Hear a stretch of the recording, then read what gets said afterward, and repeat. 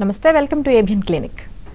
సాధారణ జలుబు, సైనసైటిస్ అలాగే ముక్కు అలర్జీ మధ్య తేడా ఏమిటి?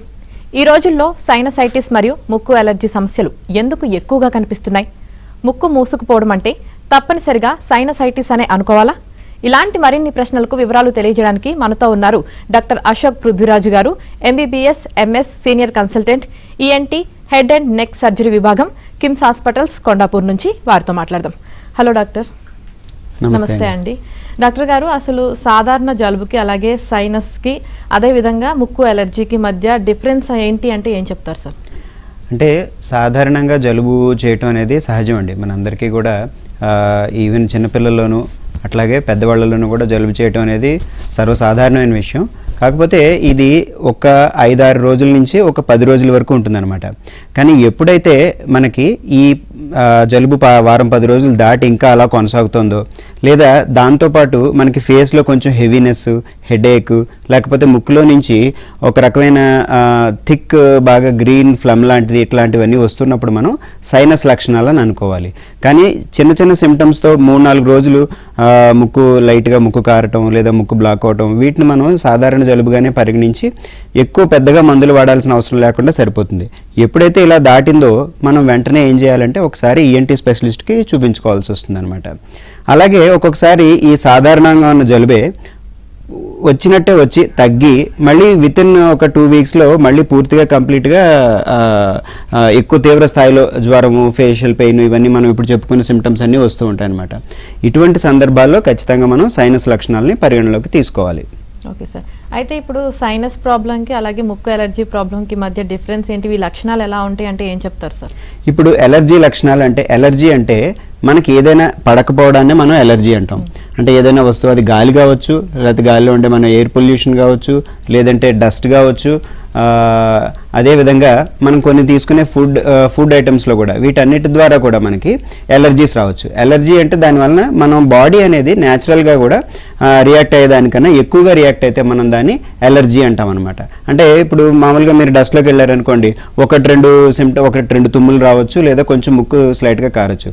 అదే ఎలర్జీ పేషెంట్స్ ఉన్న వాళ్ళకి, అంటే ఎలర్జీ ఎక్కువగా ఉన్న వాళ్ళకి ఏమవుతుందంటే కంటిన్యూస్గా ఒక 10-15 తుమ్ములు రావటం, వెంటనే ఒక ముక్కు బ్లాక్ అయిపోవటం, ఇటువంటి సందర్భాలు ఉంటాయి. అలాగే వాళ్ళు ఎప్పుడైతే ఆ ఎలర్జీ ఉన్న ప్రదేశం నుంచి దూరంగా వచ్చేసారు, ఆ డస్ట్ ప్రదేశం నుంచి దూరంగా వచ్చేసారు అనుకోండి, వెంటనే సిమ్టమ్స్ అవి తగ్గిపోవడం అనేది ఉంటుంది. అంటే క్లియర్ కట్గా ఒక ట్రిగ్గర్ అనేది, అంటే ఏదైనా ఒక మనకి దీని వలన వస్తుంది అని చెప్పి స్పెసిఫిక్గా ఐడెంటిఫై అవుతుంది అనమాట.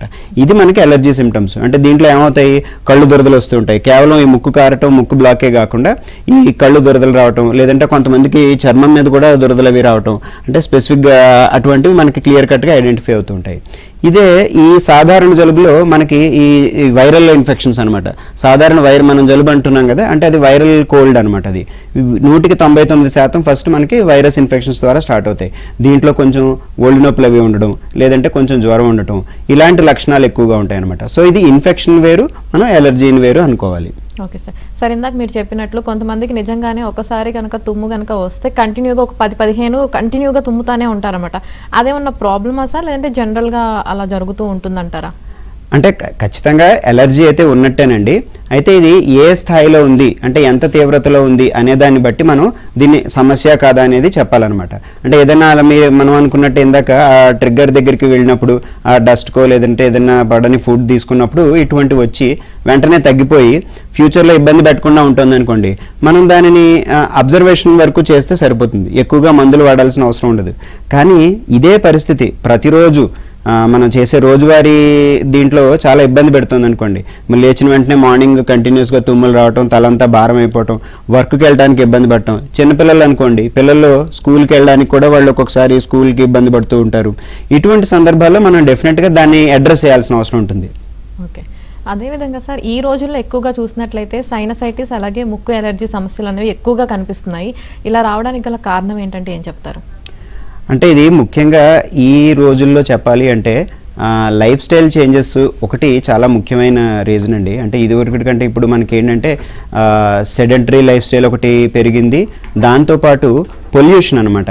ఎస్పెషల్లీ ఇప్పుడు అందరూ కూడా ఈ సిటీస్లోను టౌన్స్లోను పాపులేషన్ అని మూవ్ అవటం, వీటి సందర్భంలో ఏంటంటే పొల్యూషన్ అనేది చాలా పెరిగిందనమాట ఇదివరకుటికి ఇప్పటికి. నెంబర్ ఆఫ్ వెహికల్స్ చూసుకున్న వీటన్నిటి వల్ల కూడా మనకి అలర్జీస్ అనేవి చాలా ఎక్కువయ్యాయి.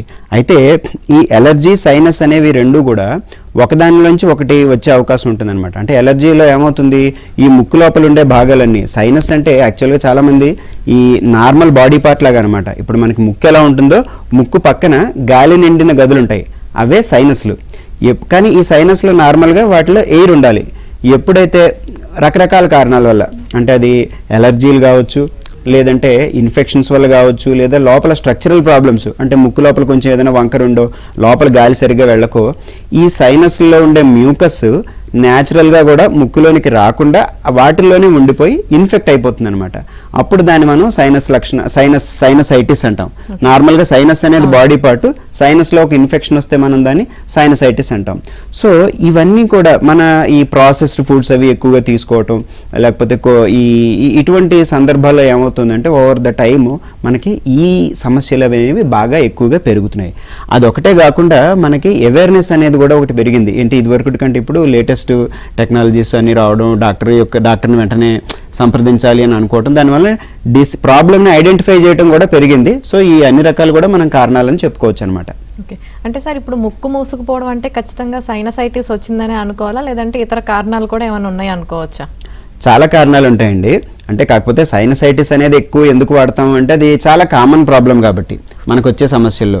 కానీ ముక్కు లోపల కేవలం ఎలర్జీ వల్ల ఒక్కొక్కసారి ఏమవుతుందంటే, మనం ఇందాక చెప్పుకున్న ఎలర్జీస్లో రికరెంట్గా అలాగా ముక్కు లోపల మనకి తుమ్ములు లేకపోతే జలుబులు అవి రావటం వల్ల లోపల కండల్లో ఉంటాయి, అందరికీ కూడా, చాలా మందికి ఉంటాయి, అందరికీ ఉంటాయి, అవి నార్మల్ బాడీ పార్ట్సే. కానీ అవే సైజ్ పెరగడం వల్ల ఏమవుతుందంటే ముక్కు బ్లాక్ అవుతుంటుంది.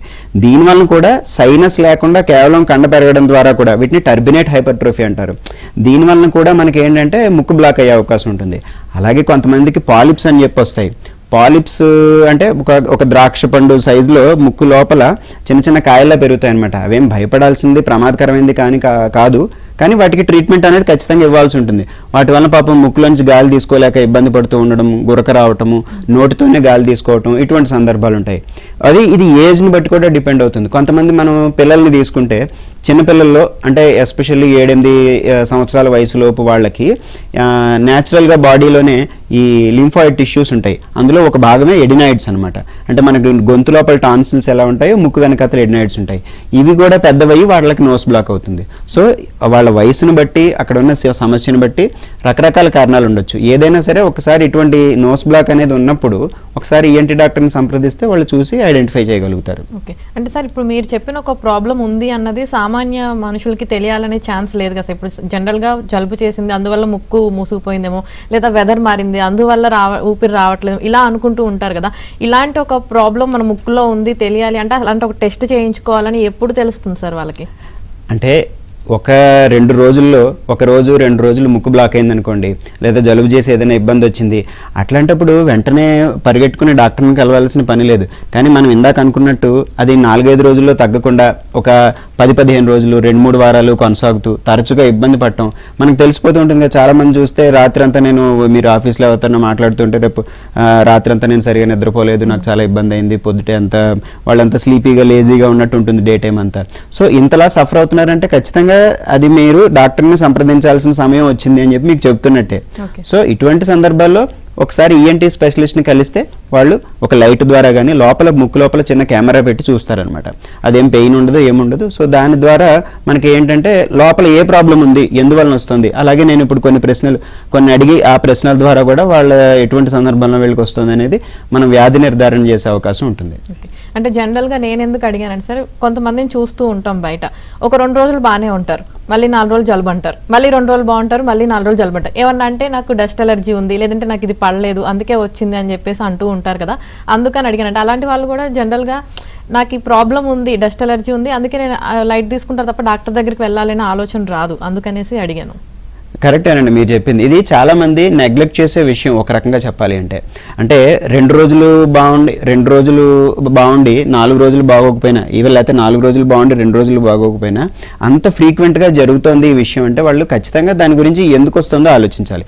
ఒకవేళ వాళ్ళు మీరు చెప్పినట్టే డస్ట్కి సంబంధించి వచ్చింది, లేకపోతే పలానా ఒక ఫుడ్ వల్ల వచ్చింది, దీనివల్ల జరుగుతోంది అనుకున్నప్పుడు దాన్ని అవాయిడ్ చేసి వాళ్ళు బాగానే ఉన్నారనుకోండి, వాళ్ళకి ఏ సిమ్టమ్స్ రావట్లేదు, అవాయిడ్ చేసినందువల్ల అంతా మంచిగా ఉందనుకోండి, రావాల్సిన అవసరం లేదు డాక్టర్ దగ్గరికి. కానీ ఇది ఎప్పుడైతే పర్సిస్టెంట్గా అస్తమాటు వస్తుందో దీనివల్ల ఇతరత్ర సమస్యలు కూడా ఉంటాయన్నమాట. ఈ ఎయిర్వేస్ అనేవి కామన్. అంటే మనం అప్పర్ ఎయిర్వే, లోయర్ ఎయిర్వే అంటాం. రెస్పిరేటరీ ఎలర్జీస్ ఇవి. అంటే మనకి ఇక్కడ ముక్కు నుంచి మొదలుకొని లంగ్స్ దాకా ఒకటే స్పెక్ట్రమ్ అనమాట. ఇవి పైనుండే ఎలర్జీస్ ఒక్కొక్కసారి ఆస్మా దాకా దారి తీసే అవకాశం ఉంటుంది. ఊపిరితిత్తులకు సంబంధించి బ్రాంకైటిస్లని, ఆస్మాలని ఇటువంటి సమస్యలు కూడా వచ్చే అవకాశం ఉంటుంది. కాబట్టి ఇటువంటి వచ్చినప్పుడు వాటిని నెగ్లెక్ట్ చేయకుండా ఒక సలహా తీసుకోవడం అయితే ఖచ్చితంగా అవసరం అని నా ఉద్దేశం. ఓకే, ఎప్పుడన్నా ఒకసారి మనకి ఏదైనా పని చేయడం వల్ల వచ్చిందైతే లైట్ తీసుకోవచ్చు, కానీ కంటిన్యూగా ఉంది అన్నప్పుడు డాక్టర్ని కలవడమే బెటర్ అంటారు. సో అయితే ఇప్పుడు జనరల్గా చెప్పాలంటే సాధారణ జలుబుకి సైనసైటిస్గా మారిందని తెలుసుకోవడానికి కూడా రీజన్ ఏంటి అంటే ఇది సరిపోతుంది అంటారా సార్? అంటే డాక్టర్ని ఎప్పుడు కలవాలి అన్నది? ఖచ్చితంగానండి. మీకు 4-5 రోజుల్లో తగ్గిపోయి మనం మొదట్లో చెప్పుకున్న లక్షణాలు ముఖ్యంగా 3 అండి. ముక్కు బ్లాక్ అవటం, ముక్కు కారటం, లేదా తుమ్ములు, ఇవన్నీ కూడా జలుబులోనూ ఉంటాయి, ఎలర్జీస్లోనూ ఉంటాయి. అంటే సాధారణ వైరల్ ఇన్ఫెక్షన్స్లోనూ జలుబుల్లోనూ ఉంటాయి. ఎప్పుడైతే ఇవి 4-5 రోజులు దాటిపోయి ఎక్కువ రోజులు ఉంటూ మనం చెప్పిన ఫీవర్, కాంప్లికేషన్స్, లేదా ఐ పెయిన్, లేకపోతే ఐస్ అంతా రెడ్గా అయిపోవటం, కొంతమందికి ఇలా క్రానిక్గా ఉండే వాళ్ళలో ఫంగస్లు కూడా చేరతాయి అన్నమాట ముక్కులో. సో ఖచ్చితంగా ఒకసారి బియాండ్ కొంత టైం, అంటే ఒక 1 వీక్ 10 డేస్ దాటివి ఉంటున్నాయి, మందులు కొంచెం వాడినా తగ్గట్లేదు అంటే మెడికల్ షాప్లో మందులు తీసుకుని వాడి చూస్తారు చాలామంది, తగ్గట్లేదంటే ఖచ్చితంగా డాక్టర్ని కలవటం మంచిది.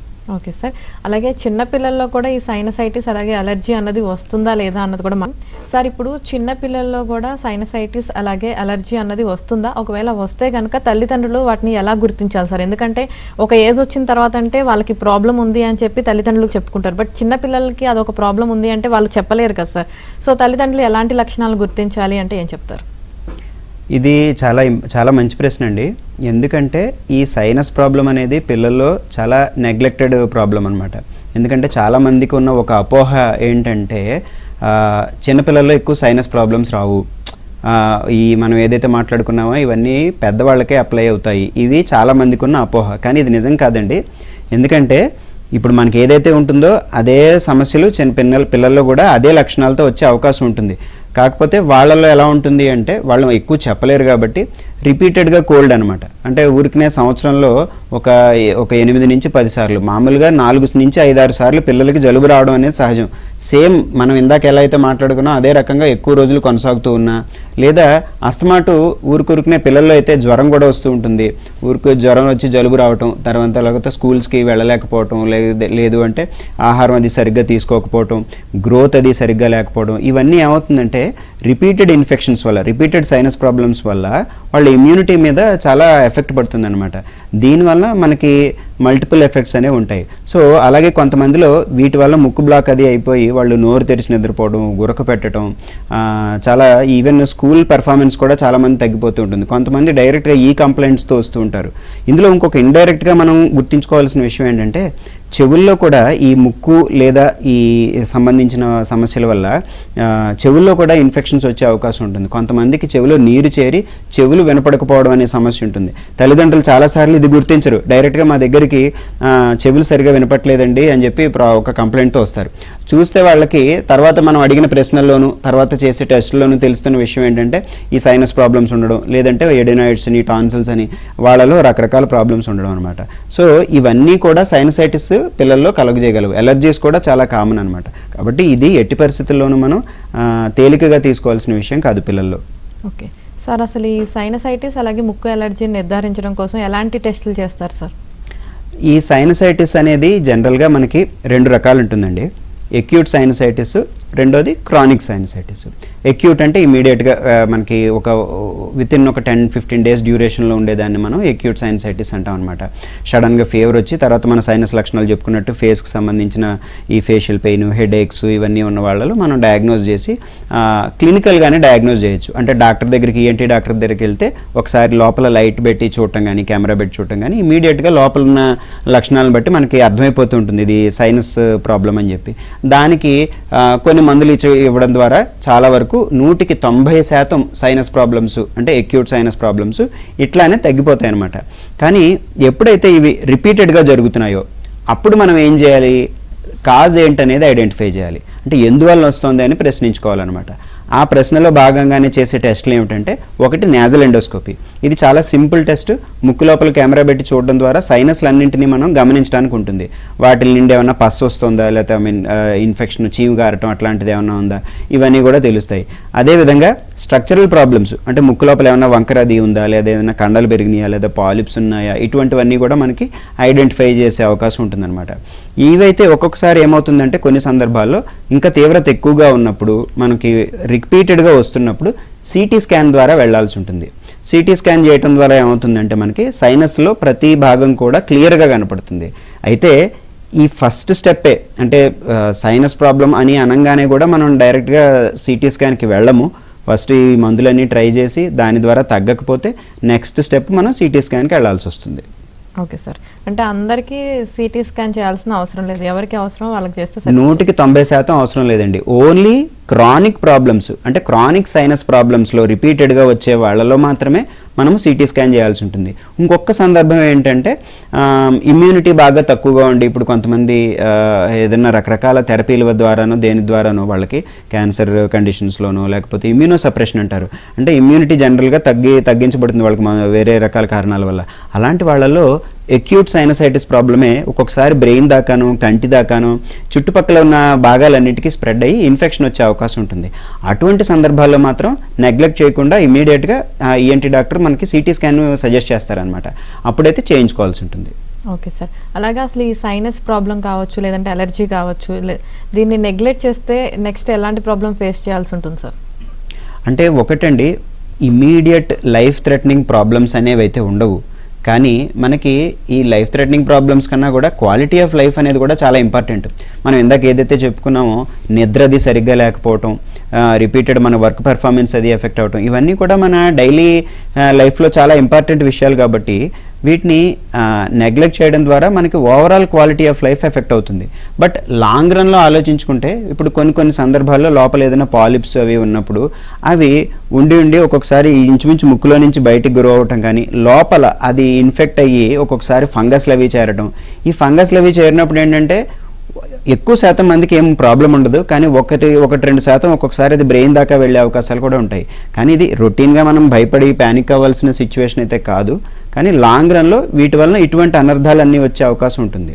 సో దాన్ని బట్టి సమయానుకూలంగా ఒకసారి వెంటనే ఈఎన్టీ స్పెషలిస్ట్ని సంప్రదించి అది ఏ స్థాయిలో ఉందో మనం చూసుకొని దానికి తగిన ట్రీట్మెంట్, అది మందులు కావచ్చు, ట్యాబ్లెట్లు కావచ్చు, ముక్కులో స్ప్రేలు కావచ్చు, ఇటువంటివన్నీ వాడుకుని, లేదా అవసరమైతే కొన్ని సందర్భాల్లో సర్జరీలు, ఇటువంటి చికిత్సలు కూడా ఉంటాయి అన్నమాట. ఓకే, అంటే ప్రస్తుతం అసలు సైనసైటిస్కి అలాగే అలర్జీకి ఎలాంటి ట్రీట్మెంట్ అందుబాటులో ఉంది అంటే ఏం చెప్తారు? అదేవిధంగా ఇప్పుడు కొంతమందికి సర్జరీ కూడా చేయాల్సి వస్తుందని అంటున్నారు కదా సార్, సర్జరీ అసలు ఎలాంటి వాళ్ళకి చేస్తారు? 100% సర్జరీ అనేది అసలు అవసరం ఉండదండి సైనస్ ప్రాబ్లమ్స్కి. ఈ క్రానిక్ సైనస్ ప్రాబ్లమ్స్లో వాళ్ళకి ఏదో ఒక ఐడెంటిఫైబుల్ ఫ్యాక్టర్ ఉంటుంది.